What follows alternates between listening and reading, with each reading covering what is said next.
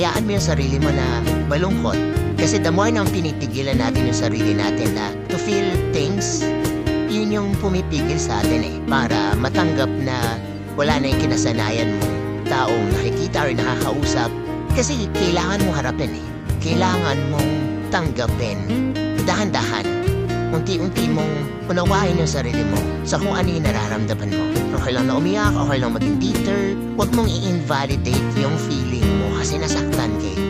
Yung pagtanggap dun sa nararamdaman mo, parte yan ng proseso ng paggaling Hayaan mo yung sarili mo to feel things para makita mo kung saan ba yung masakit, ano ba yung kulang, ano ba yung nararamdaman mo.